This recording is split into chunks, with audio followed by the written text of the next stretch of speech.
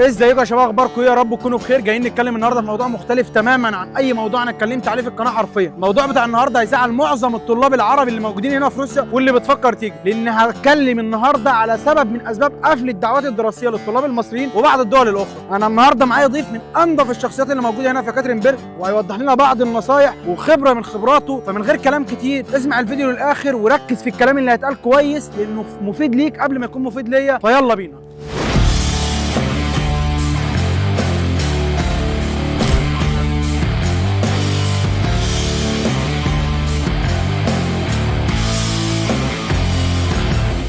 شايفين يا شباب، احنا طبعا دخلنا المول عشان درجه الحراره بره لو صورنا حرفيا احنا هنتجمد. درجه الحراره النهارده في مدينه كاترينبرج سالب 15، فلو صورنا بره هنتجمد حرفيا. فرحبوا معانا النهارده ابو سجده، وعرف الناس بنفسك كده. ابو سجده، انا مبدئيا احب اشكر الاخ مروان على استضافته الجميله ليا، وطبعا اتصلت بيه لما شفت المحتوى بتاعه، بحيث ان انا في معلومات كتير وحاجات كتير انا شفتها هنا من الطلاب احب اوضحها. انا اخوكم محمود صوابي، العمر 35 سنه، اعمل بميكانيكا المعدات الثقيله بمصر. طبعا في حاجات كتير قوي وامور كتير قوي من تجربتي في الحياه واللي انا عشته في مصر شفته هنا في روسيا، وشفت وضع الطلاب هنا في روسيا. وطبعا اتصلت بالاخ مروان على طول، بحيث ان احنا لازم نوضح للناس اول باول كل شيء بيحصل. وطبعا المحتوى بتاعه هادف. شرف ليا ابو سجده ان انت تطلع معايا، واحنا زي ما قلت لك عايزين نوضح الامور من اول ما الطالب بيخلص معهد او كليه او صنايع ايا كان، عامه بيخلص وبيفكر يسافر، سواء ربنا ما كرموش في مجموعه في الثانويه العامه في اي كليه، حابب يطور من نفسه ويفرح اهله بيه في طب، هندسه، ايا كانت الكليه عامه. فالفكره بتبدا من هنا، ان الطالب بيبقى عنده 16 17 سنه عايز يسافر بره يحقق حلمه. انت ايه رايك في الطلاب اللي بتيجي دي بصفه عامه؟ بسم الله الرحمن الرحيم، والصلاه والسلام على اشرف المرسلين سيدنا ومولانا محمد وعلى اله وصحبه اجمعين. لازم النقطه ديت اللي يكون حريص عليها هم اولياء الامور، لان الطالب سنه 18 سنه 19 سنه الموضوع بيبقى مبني على حلم. طالب بيبقى عنده طموح ان هو يبقى حاجه او عايز يغير من ثقافاته، فبيضطر ان هو يروح بلد تانية علشان يغير في الثقافه بتاعته او يجيب علم اعلى من العلم الموجود في البلد بتاعه. هدفه عامه عنده هدف فعلا عايز يحقق الهدف بتاعه. فهنا النقطه بتتركز على اولياء الامور، اذا كان فعلا شايفين ان ابنهم الحلم بتاعه بينجح بيه وبينفذ فيه اللي هو عايزه او لا. دي نقطة. النقطة الثانية بترجع هنا برضو لتربية الفرد نفسه أو الطالب نفسه اللي جاي هنا البلد، لأن التربية هي عامل رئيسي في كل اللي أنا هتكلم فيه معاك. رقم 2 هو العمر. الطالب ده سنه مبدئيا 18 19 سنه زي ما اتكلمت. الطالب ده طلع من البلد ما يعرفش اي حاجه في اي حاجه غير ان هو العلم، وعايز يخش كليه سواء هندسه سواء طب سواء جه هنا البلد سنه صغير، لا البلد هنا ما فيش رقابه عليه. اولا هناك في مصر كان ابوه والدته اي حد مهتم بيه، اما هنا ما فيش حد متابعه في حاجه. الطالب اللي عنده 18 سنه ده اولا ما شافش الدنيا عامله ازاي. لما جه هنا البلد اول ما بيركب الطياره بيلاقي بنات معاه في قلب الطياره، بنات جميلات. انت كده عادي، يعني دي امور طبيعيه بالنسبه لاي شخص انت في هدف طالع منه من البلد. طالع على هدف عامه بالزبط. انت عارف انت طالع على ايه بالظبط، فمش هيهمك اي حاجه. مش اول ما الواحد، انا بشوف ناس، احنا اتكلمنا في نقطه برضه يا مساعد عشان اوضح للناس، احنا اتكلمنا في نقطه دلوقتي يا شباب، وهي ان الطالب سواء خلص كليه سواء خلص معهد سواء خلص ثانويه عامه خلاص بيفكر يشوف حلمه فين. الطالب اللي عنده حلم زي ما قال ابو سجده مش هيهمه البلد او هيهمه المكان او هيهمه الدوله عامه، هيروح على هدفه. اسهل دوله ليه، وانا بالنسبه للمصريين اسهل دوله روسيا عامه. في الايام اللي فاتت حاليا الدعوات قافله زي ما احنا قلنا، فبيشوف ان الدوله دي سهله فبيطلع عليها. دي كده اول مرحله، وابو سجده وضح ان هي بترجع على حسب التربيه وعلى حسب اصل الطالب عامه وعلى حسب اهله. الاهل شافوا ان ابنهم ده يستحق ان هم يسفروه ويدفعوا مصاريف عليه من اول سنه لاخر سنه لحد ما يرجع، لان هي مصاريف حرفيا جباره. فلو هم شايفين ان ابنهم يستحق حرفيا طلعوه. الموضوع برده في ناس جت هنا ونجحت وفي ناس جت وراحت في سكه ثانيه. تاني نقطه ان شاء الله، ان الناس اول ما بتوصل ابو سجده او اول ما بيركب الطياره حرفيا تفكيره ده اللي هو ايه، خلاص اصله رماه وكل حاجه رماها. انت هيقابلك نوعين من الناس هنا اول ما تنزل. الشخص اللي جايبك واخد منك عموله، الشخص ده مش جايبك حبا ولا جايبك عايز يشوفك احسن الناس. الشخص ده جايبك علشان خاطر هياخد من وراك فلوس. انت اللي هتتعامل في البلد وانت اللي هتمشي في البلد. اعتبر ان الشخص ده خلاص خد عمولته منك وخلاص عيش حياتك انت بقى في البلد بمعرفتك بطريقتك بدماغك بهدفك بكل اللي انت بتحلم بيه، عيش حياتك بيه. ادي اول الشخص الثاني هو شخص هيقابلك علشان ينصب عليك. الناس اللي هتشوفني دلوقتي والناس اللي موجودين هنا في روسيا قابلتهم المواقف ديت وهيأكدوا على الكلام ده. الشخص النصاب ده اول ما بيخش عليك بموضوع ايه؟ ان انا قلبي عليك وان انا خايف عليك وان انا هنا بقالي فتره وانا كل في الكل هنا بالظبط وهيقلب لك البحر طحينه حرفيا من قبل ما تيجي. انا زي ما بقول لك حتى اخواتنا اللي هيشاهدوا الفيديو برضو هيعرفوا ان انا بتكلم فيه، وفعلا في اشخاص كتير قوي وممكن تكون انت منهم. أيوة. قابلك نفس الشيء. لا كده بس هنا بقى بتختلف في حاجه، الشخص اللي بيقرر اذا كنت شايف اللي قدام منك ده بينصحك لوجه الله تعالى، مفيش حد في الغربه بينصح لوجه الله تعالى الا من رحم ربه، يعني كلام برضه هنتحاسب عليه قدام ربنا. مفيش حد في الغربه بينصح الا من رحم ربه، كل شخص بيقول لك نفسي نفسي، وحاليا موجود في بلدك اللي انت فيها معظم الناس برضه بتقول نفسي نفسي. فخلينا هنا في المكان اللي احنا فيه والموضوع اللي احنا بنتكلم فيه. الشخص النصاب اللي هيقابلك دوت هيعرض عليك بعض العروض الكتيره. تعالى مثلا ممكن ياخدك تروح تسهر، هياخدك اول مره في كافيه، بعد كده هياخدك مكان تشتري لبس، بعد كده هتبص تلاقي بيجر رجلك واحده واحده، وانت علشان ما تفهمش اي حاجه في البلد بتمشي وراه. مجرد ان هو بيتكلم كلمتين ثلاثه روسي مش عنده الثقافه كامله. أيوة. يعني هو الشخص النصاب ده يعني لو عنده ثقافه الدوله هيحترم نفسه، هيحترم الشخص اللي جايبه بالظبط.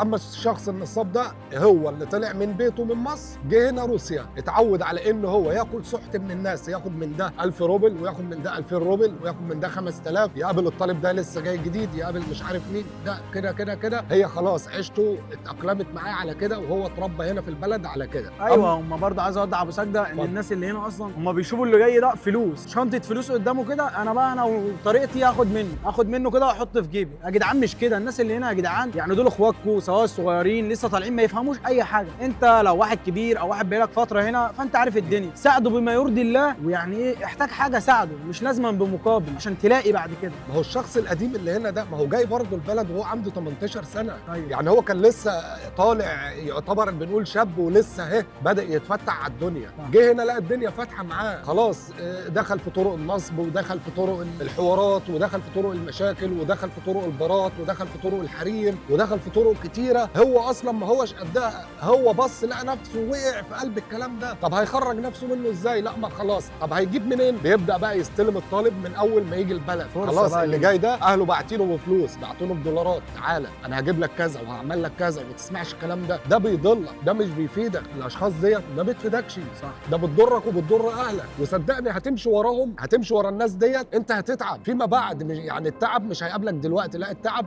اول سنه الناس هنا بتعتبرها انها رفاهيه، سنه تحضير تعلم أيوة. اللغه، يحضر ما يحضرش، يخرج ما يخرجش، بس انت فين وحلمك فين واهلك فين؟ ده اول اسبوع بتلاقي تفكيره اتغير بتاع 360 درجه بسبب الشخص اللي مقدم لك بالظبط، او بسبب الشخص اللي بتقابله. والله يا ابو سجده في ناس بتنزل من اول يوم المطار، الناس اللي بتبقى هنا بياخدوا كده من ايده هسهرك النهارده سهره حلوه. يعني واحد لسه جاي 18 سنه تاخده ليه بار؟ اول يوم تاخده بار توريه الدنيا، حرفيا دماغه دي خلاص. هو لو جاي في تعليم خلاص، التعليم ده ركنه على جنب كده، الفلوس اللي معاه كل الناس بتبقى جايه بدولارات، 500 دولار 1000 دولار ايا كان المبلغ، اقسم بالله بيصرفوا في اقل من اسبوع اول ما بيجوا روسيا. يا جدعان فكر يا ابني قبل ما تصرف الجنيه، اهلك اللي جايبينك، انت لو جاي من نفسك وجاي بمصاريفك اقسم بالله ما هتعمل الكلام ده. فالشخص ده عارف هو بيعمل ايه، انما الشخص اللي اهله مساعدينه في مصاريفه من اوله لاخره جاي خلاص بياخدوا الشخص القديم ابو سجده اول ما بيجي على بار على خروجه، خلاص بقى انا عايز اشوف البلد ايه الحريم الجامده دي، ايه يا جدعان. هي دي النقطه برضو الثانيه، هي ديت سبب المشاكل اللي احنا كمصريين واقعين فيها هنا، من الدوله ومن قرارات اللي كل يوم تطلع بسبب المغتربين، وقرارات بسبب الدعوات، وقرارات بسبب البعثات في مصر قفلت. البعثات والدعوات يا ابو سجده قفلت بسبب الحوارات اللي بيعملوها العرب بصفه عامه. تعالى بقى بس نبدا نتكلم عن الشخص منين بيتجه لطريق الضياع ومنين بيروح لطريق الضياع هنا في البلد. اولا اهله لما بيبعتوا له فلوس، الفلوس دي فلوس جامعه، عندي 1000 دولار هدفعه للجامعه مصاريف، اهله بيبعتوا له ال 1000 دولار مشكورين، واهله برضه حلمهم ان هم يشوفوا ابنهم حاجه. طبعا وانت بتتعلم بره دي هتجيب شهاده ما هيش موجوده في بلدك، هو ده المقابل، ثقافه وعلم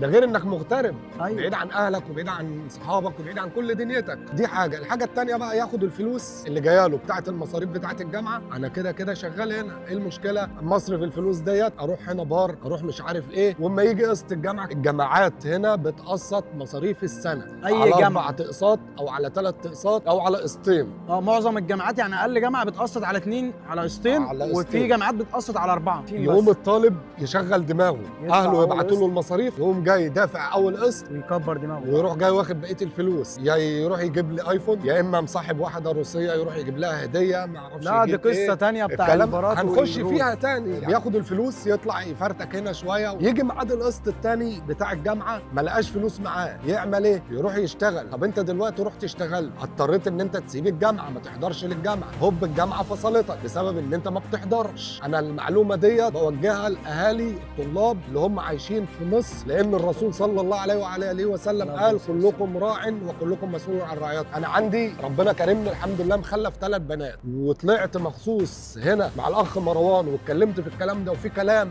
اكبر من كده هنتكلم فيه دلوقتي، وموجه لاهالي الطلاب الموجودين، لان كلكم راع وكلكم مسؤول عن رعيته. انت قاعد في مصر ما انتش شايف ابنك هنا بيعمل ايه، انت بتطمن عليه عامل ايه، انا كويس، معاك مصاريف معايا، انما انت كشخص عارف ابنك بيعمل ايه على الطبيعه، ما هتقول ما انا مش شايفه. بس دي حاجه غلط مش حاجه صح.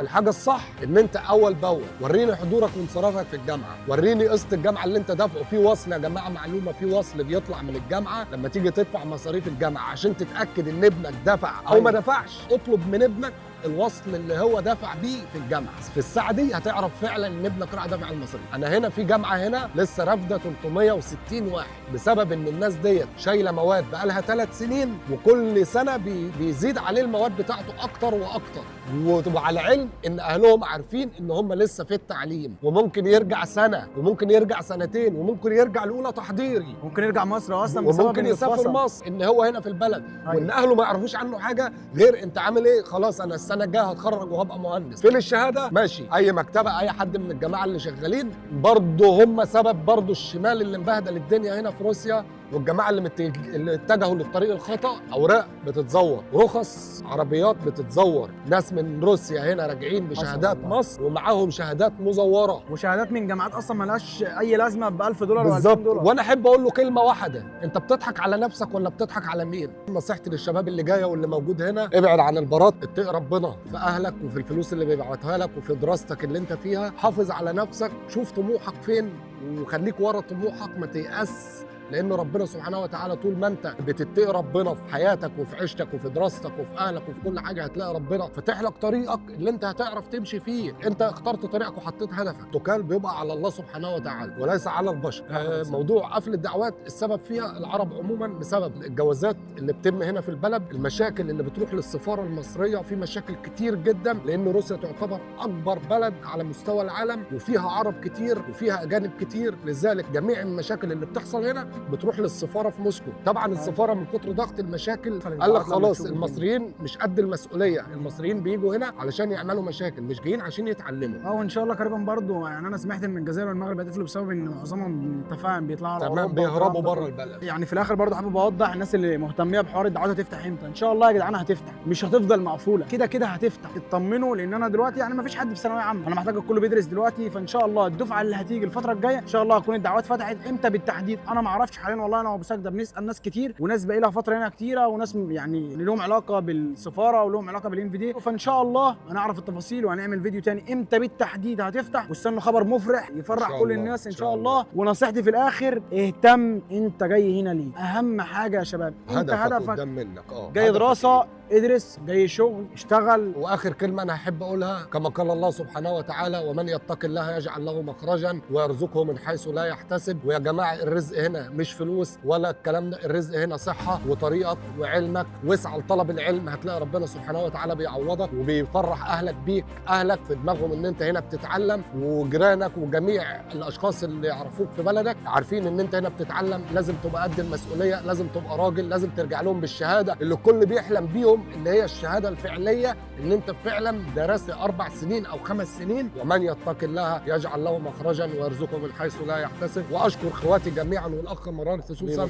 وطبعا يا شباب وصلنا للنهايه، بالله عليكم تركزوا في كل كلمه قالها ابو سجده لان هي مهمه وحقيقه، وان شاء الله بالنسبه للدعوات تاني هتفتح قريب. استنوا خبر مفرح جدا على القناه وهنتكلم في كل التفاصيل الفتره الجايه. سيب كومنت لو انت عايز موضوع نتكلم عليه الفتره الجايه، واستناني بكره.